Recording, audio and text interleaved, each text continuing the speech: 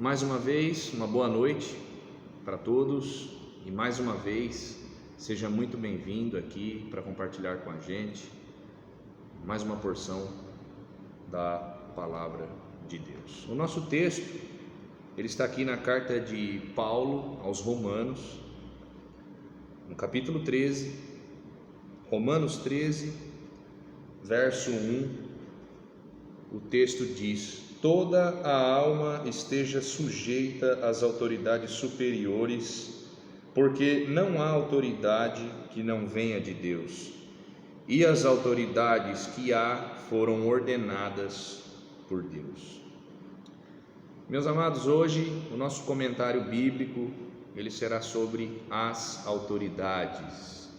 E como nós acabamos de comprovar pela leitura do texto, a autoridade, ela é fundamental para o mundo, para que as coisas funcionem, e que ela veio de Deus, da parte de Deus, e nós devemos estar sujeitos a elas.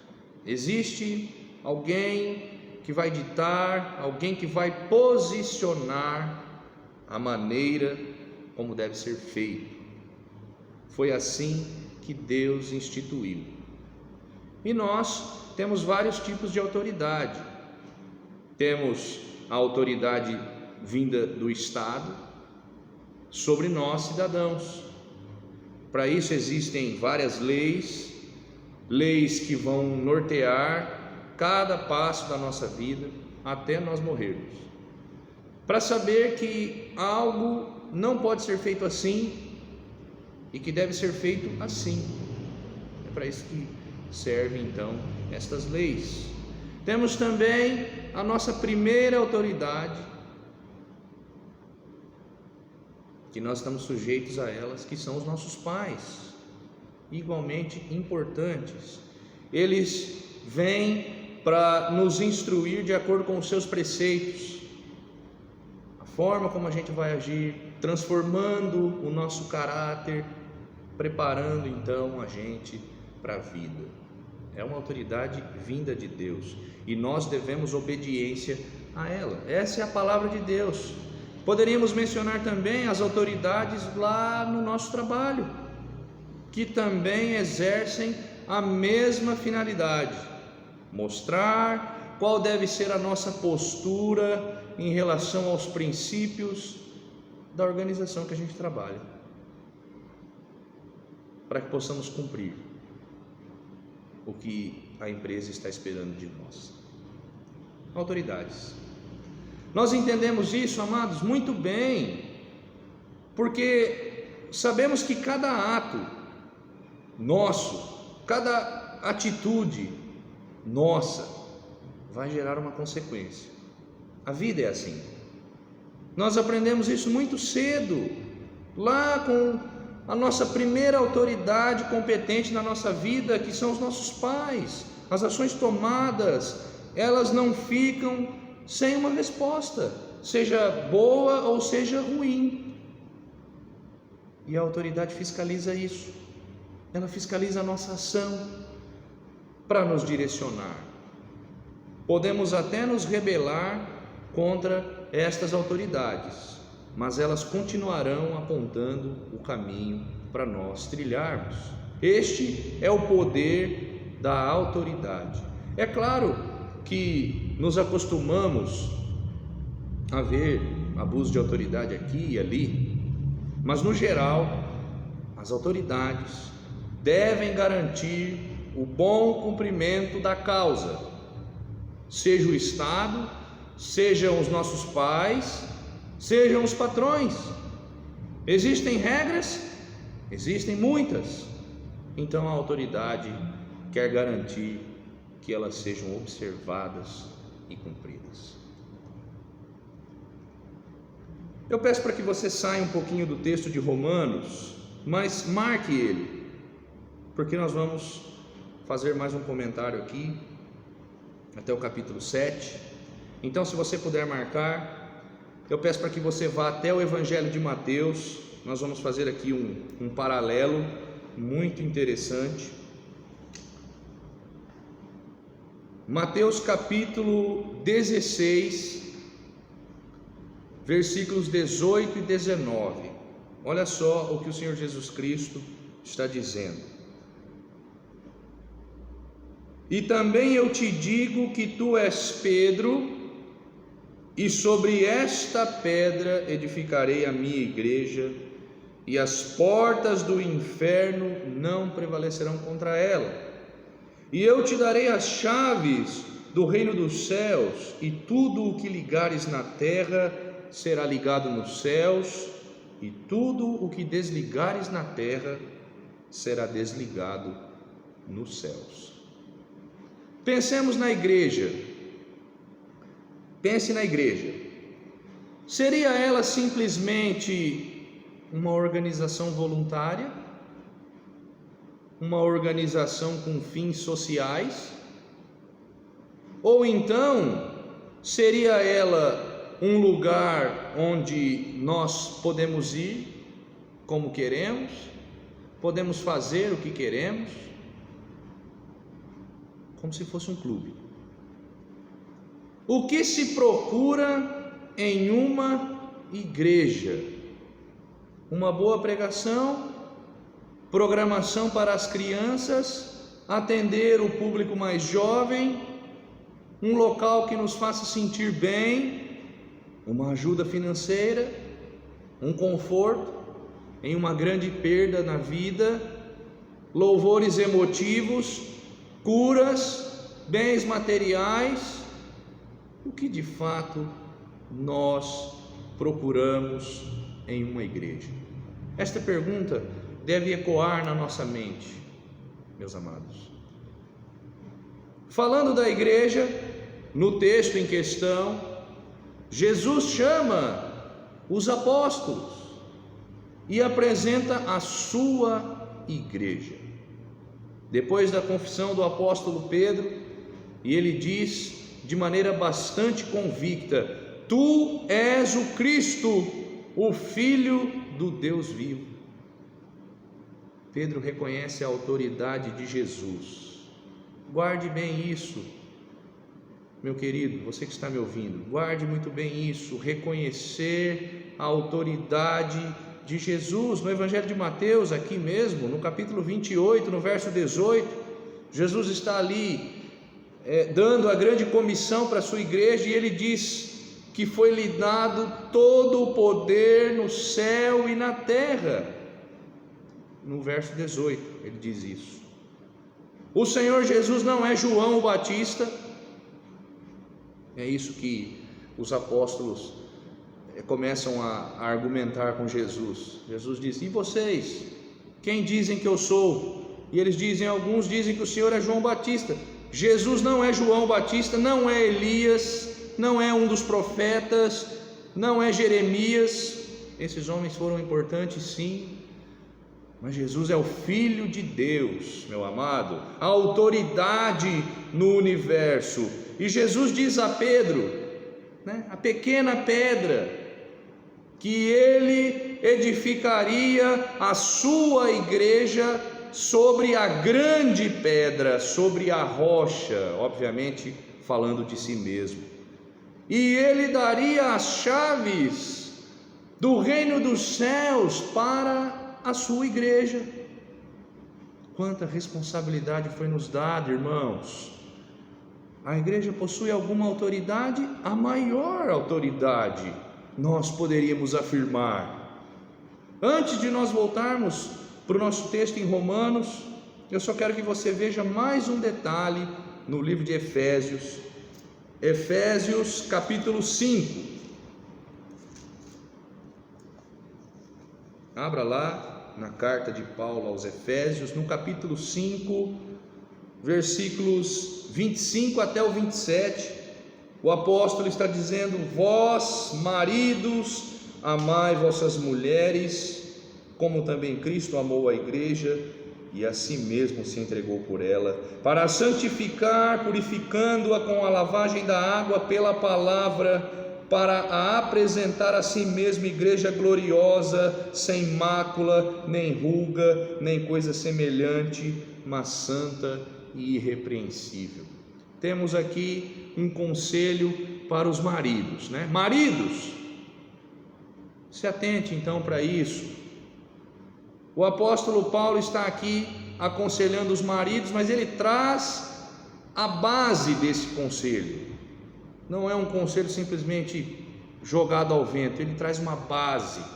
E a base é: amai vossas mulheres como Cristo amou a sua igreja, e ele se entregou por ela, ele a santificou, ele a purificou, então ele mesmo deu autoridade a ela.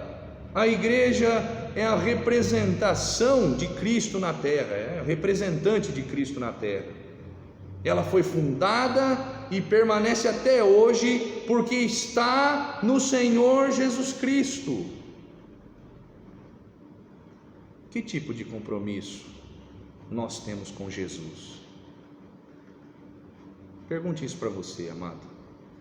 Que tipo de compromisso nós temos com a igreja? Meus irmãos, qual é o nosso compromisso com a igreja? Voltando lá para Romanos, pode ficar aqui agora, nós não vamos sair mais. Romanos capítulo 13, verso 2, o texto está dizendo: por isso quem resiste à autoridade, resiste à ordenação de Deus, e os que resistem trarão sobre si mesmos a condenação. Que fique muito claro, a igreja não tem poder de salvar. A igreja não salva, nenhuma igreja pode fazer isso. Quem salva é Jesus. Ele salva o pecador arrependido.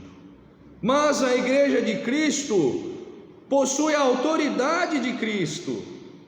Isso quer dizer que a igreja de Cristo possui as chaves do reino dos céus.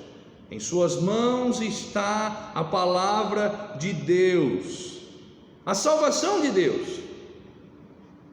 Quem resiste à autoridade, resiste à ordenação de Deus. E quem faz isso, trará sobre si mesmo a condenação.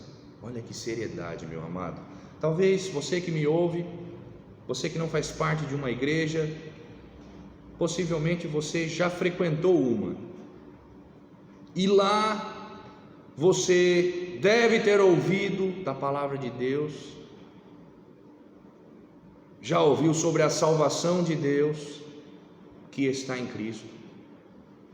Pense um pouco na sua atitude em relação ao que Cristo fez. Como você reagiu ao ouvir a palavra de Deus? Provavelmente você tenha gostado, mas provavelmente você não fez mais nada além disso, resistindo à autoridade. Muitos insubordinados saem pelas portas de uma igreja dizendo que a igreja não tem nada a ver com a sua vida. Querem fazer parte de uma igreja, mas querem viver do seu modo, sem ter um compromisso sincero com o Senhor. Querem continuar com a sua natureza carnal. Isso é resistir à autoridade, é saber como fazer, porque a Bíblia diz como fazer. Ela não deixa dúvidas quanto a isso, ela diz o que deve ser feito, mas não querer fazer. Isso é resistir à ordenação de Deus. O que nós procuramos em uma igreja? Essa pergunta você já respondeu ela para você mesmo? A igreja de Cristo precisa exercer com liberalidade a disciplina divina. A autoridade foi criada com este propósito. E meus irmãos, isso é um apelo à igreja, é uma necessidade urgente, para que ela sempre observe e cumpra as doutrinas de Deus, que ela ensine a Bíblia, que a Bíblia seja mesmo a primazia dentro da igreja de Cristo. E que a igreja não se corrompa com as doutrinas de homens, meu amado, com o mundanismo, com as meias verdades que o maligno tem semeado. Verso 3, continua o texto: porque os magistrados não são terror para as boas obras, mas para as más. Queres tu, pois, não temer a autoridade? Faze o bem e terás louvor dela. Ande corretamente e não há por que temer a autoridade. E com respeito às autoridades aqui desta terra, nós devemos estar sujeitos a elas. Foi isso que o Senhor disse: toda alma esteja sujeita,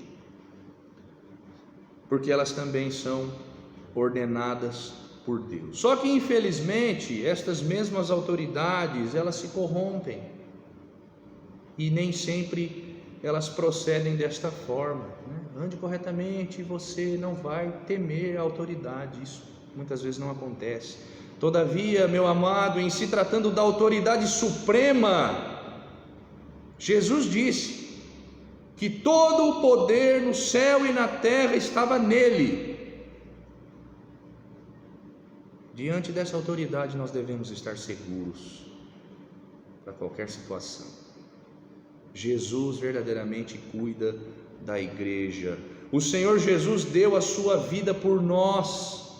Foi a maior prova do amor de Deus. Ele nos santificou como igreja, Ele nos lavou como igreja, Ele preparou a sua igreja para que ela fosse santa e irrepreensível diante dele. Faça o bem e terás a aprovação de Deus. A igreja deve combater toda a imoralidade que quer entrar por suas portas. Aquilo que não condiz com a palavra de Deus deve ser imediatamente rejeitado. Essa é a postura que o Senhor Jesus espera da sua igreja. Verso 5: portanto é necessário que lhe estejais sujeitos. A palavra sujeição, mais uma vez, não somente pelo castigo, mas também pela consciência. Escute com atenção, meu amado. Devemos estar sujeitos a Deus. O mundo não está sujeito a praticamente nada. Podemos dizer que tem uma linha segurando. Eles olham para as autoridades da terra com total desprezo, seja porque são corruptas, ou porque não estão preparadas, ou porque vai contra o seu estilo de vida.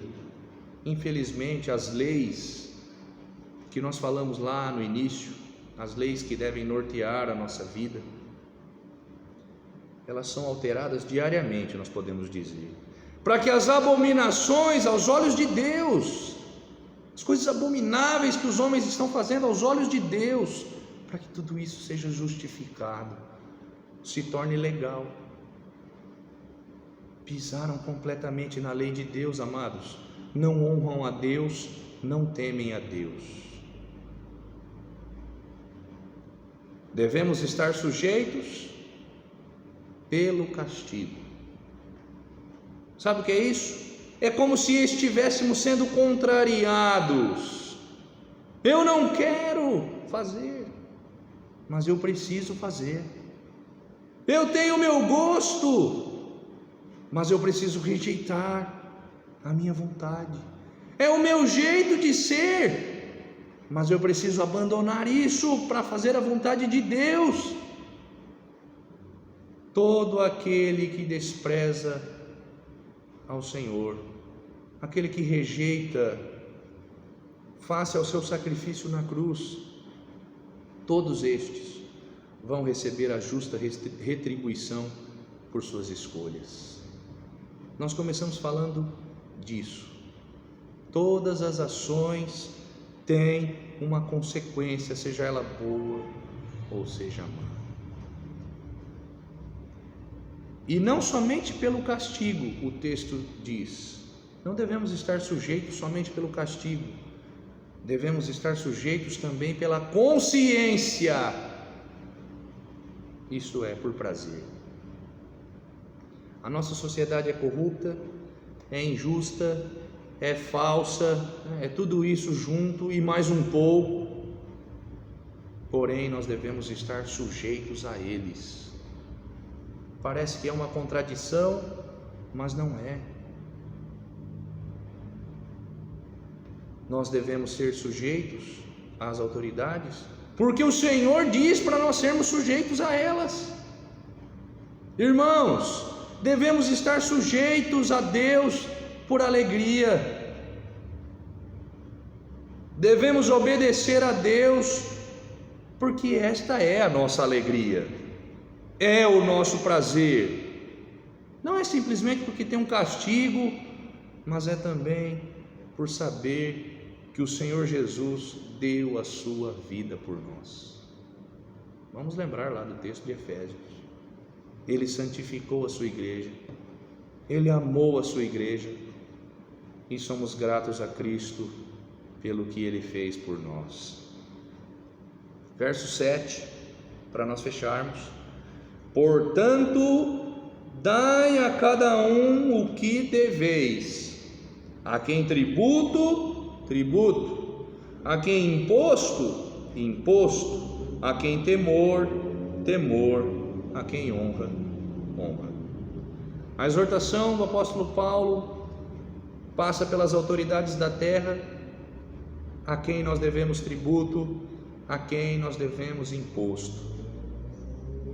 E o início de tudo é que nós devemos estar sujeitos. Não devemos rejeitar estas autoridades. Jesus também ensinou isso, lá nos evangelhos. Devemos pagar tributo, devemos.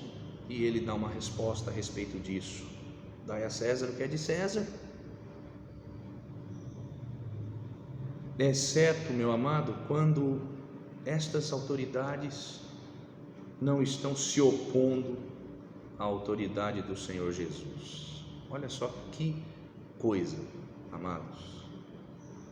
Nós devemos honra, nós devemos temor ao nosso Deus. Pedro e os demais apóstolos disseram, lá em Atos 5:29, que é mais importante obedecer a Deus do que aos homens. Desafiar a autoridade de Deus é sem dúvida uma das piores coisas que alguém pode fazer, e as consequências são graves. Vemos pela Bíblia vários relatos do castigo para quem não se submete à autoridade de Deus. Um dos principais exemplos é Lúcifer, que não reconheceu a autoridade de Deus, ele se rebelou contra Deus e foi afastado para sempre e condenado à derrota. Pense nisso, meu amado, você que está ouvindo essa mensagem, antes de questionar a autoridade do Senhor, antes de rejeitar o Senhor.